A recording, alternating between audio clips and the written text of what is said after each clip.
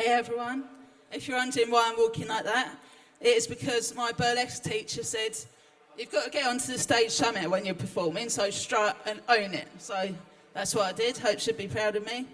I've been going to burlesque for 3 weeks now, and I'm starting to get quite flexible. Oh look, I'll show you. I can bend down and touch my knees now, right? That's about as flexible as I've been in a long time, believe me. So anyway, I am an all-round entertainer, as you can see. Oh, hey. So one of my mates sidled up to me in January. Strange person she is. She says, I'm going to get in shape this year. Do you want to do it with me? And I said, I beg your very pardon. I said, I'll have you know, mate, I am in shape, right? Round is a perfectly valid shape. So there we go, strange people. Anyway, getting back to my original statement, I am an all-round entertainer. Primarily, I am a poet and playwright. I am also a compere, so I'll be after your geezer's job if he's not careful. I do a bit of amateur acting, and sometimes I do a little bit of comedy here and there. Well, I think I do, but I'll leave that up to you guys to decide, right? But I know my limits. When you get to my age, you do know your limits, so... My limit is I cannot sing. If the human race depended upon me holding a note, they would be extinct. But because a lot of my friends are singers, a lot of people say to me, oh, are you a singer as well? And I'm like, nope, absolutely am not. As soon as I start singing, comedy very quickly turns to tragedy, so no. And then I'll get the other side of the coin where my mates who can hold a tune, excuse me, they say, oh, you can sing, everyone can sing. But to me, that's kind of like rich people saying, money doesn't buy you happiness. Or maybe it doesn't, but it seems to buy you a holiday to Butlins during term time, right? Like, what's that all about? So, has anyone taken the kids out of school to be here today? Yeah? Sounds like a lot of fines to me. But on the plus side, at least the education secretary don't have to cut the budget now, right? Okay, I've lost my place. Hang on a minute, I've lost my place. Oh yeah, do you know what? I'm going to tell you a story now. I nearly didn't get here today, and I'll tell you why. Right. What happened was I had my act all sorted out. I knew exactly what I was going to say. And then I got a terrifying email from the organiser, a soul-destroying, terrifying email. And she says, oh, just checking, your act is family-friendly, isn't it? Family friend? What? Family friendly? I said, oh. Well, it can be if you need it to be, obviously, because I am adaptable, if nothing else. And then I thought, well, what am I going to do now? I thought, that's torn it. That's like 98% of my content straight out the window. So by the time I'm introduced, I'll be standing there, and what am I going to say for the other 9 minutes and 30 seconds? It's going to be a complete disaster. So I was talking to my mate Hayley about it. And you've actually seen Hayley tonight. She was out here with ABBA, ABBA, whatever they're called. Weren't they brilliant, by the way, guys and dolls? Yeah, ABBA were fantastic. So I was talking to Hayley, because she's been in the business a lot longer than I have. And she was giving me some advice. So I said, well, I think what I'm going to have to do is a bit of really scaled down stand-up. I'm going to do some of my comedy characters, which I've created. And then I'm probably going to finish with some funny poetry. And she said, yeah, that's a good idea, right? She said, try and get as much of yourself out there as you can. And I said, well, that can quite easily happen in a dress like this, you know what I'm saying? That was, of course, until my mother came at me with the safety pins. So now I'm not getting any of myself out there. I said, Mother, for goodness sake, we're Catholics, we're not Amish, it doesn't matter if I show more than my wrist on this stage. But she wasn't having any of it. She said, well, in a manner of speaking, she said, you can't have your fruity bits falling out if there's going to be kids around, right? And that was the end of the conversation, so I thought, okay. So going back to Hayley, she gave me some advice, including, she said, put some bullet points about what you're going to talk about on some small bits of card that fit nicely in your hand, so that they're really subtle and really discreet. And that's exactly what I've done here, nice, subtle, nice and discreet and all that. But I think the main reason she told me to do that was because I tend to go off track. She knows I've got more rabbit than Sainsbury's, and I could quite easily talk for 10 minutes before I even start on any pretense of comedy. So I think what she was basically saying is stick to the script and don't yammer. Okay, so that's why I brought these out here today. And it seems like I'm yammering already. Literally, every single show I host runs over by quite a significant time because all I do is chat. So when they said at Butlins, you can have 10 minutes to stand out here and chat to your heart's content, I thought, yes, I'm doing it. I'm doing it right. All right, let me get as much out as I can. All right, safety pins. Yeah. Okay. Right, focus on your... Oh, yeah. Okay, so onto the sort of comedy bit, right? I figured out that by the time you get to my age, everyone's got their own particular strengths and weaknesses, and you just got to focus on what you're good at. For example, I like to think I'm reasonably good at entertainment, but other things that I'm highly skilled at include making poor romantic decisions, eating the entire packet of custard creams in one go, as you can quite clearly see, choking on thin air and falling over. I can hit the ground, trip up the stairs, trip down the stairs, trip over anything with incredible precision. So I'm now going to spend a minute, although I can't remember what time I came out here, telling you about some of the more notable falls I've had.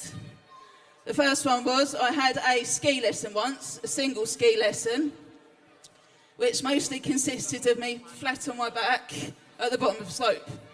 The only thing I really learnt was how to fall over. But one particular fall on the ski lesson, I got my leg and the ski that was attached to my leg stuck behind my back, could not get it out, so I'm like, well, you can't see because I've got a long dress on, but the ski instructor had to pull my leg out from behind me in the end. It was so embarrassing.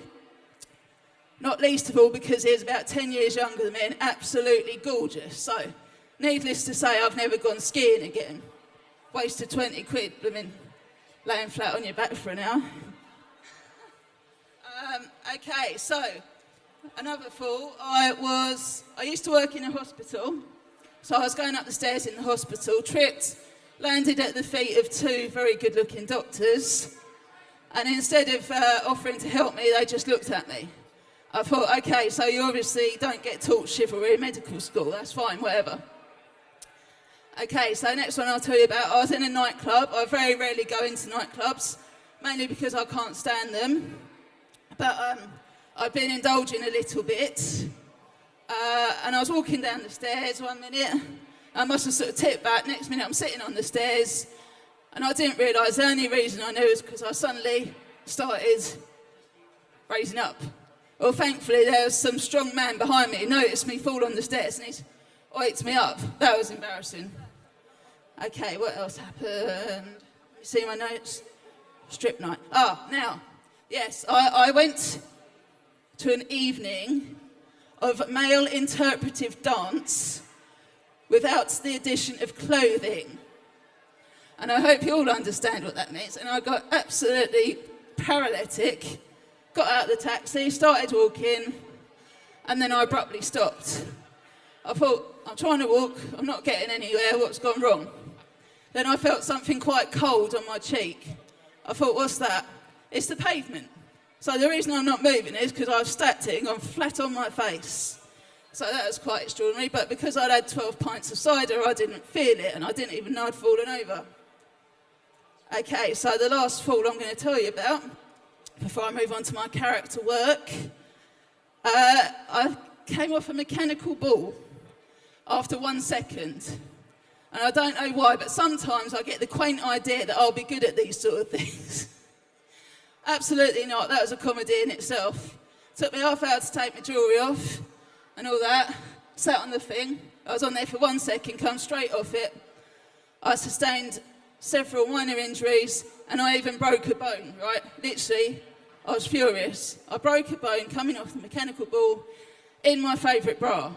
Okay, so I had to spend the rest of the day walking around Brighton with one up here and one down there somewhere. It was a complete travesty. So there's my falls. There's my fall-down comedy rather than stand-up comedy. So now I know how long I've been on it. Okay, right, so now I'm going to do some of my comedy characters for you. And bearing in mind, when I normally do this character, I'm not usually wearing a red sparkly dress. So if I can prevail upon you to close your eyes for a second while I do a costume change, and I shall tell you when we're good to go again.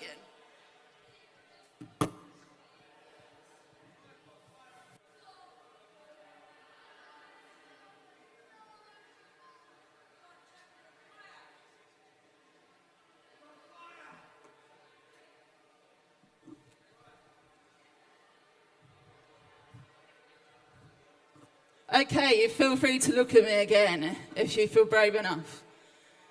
So bearing in mind, normally I'm wearing work trousers and a top and scruffy old boots. So I shall make my entrance as the Builder, one of my comedy characters and my favourite comedy character by far. Okay. All right, geezers. Birds, how are we all doing tonight? All good? Good. Oh, I can hear plenty of fit birds and I'll be checking you out later on. Don't you worry about that. All right, well, the wife's kicked me out. She's kicked me out. I don't understand that. She's so ungrateful, that woman. She said, get out of this house. I don't want to see you again. I'm moving in with your builder, mate. So you can sort of... I thought, right. Do you know what? Every year I buy her a birthday present, right? Every year it's not good enough. And she always moans if I don't get the date exactly right. That woman is never, ever satisfied. Never, right? Do you know what? I bought her some very expensive lingerie, right? Very expensive.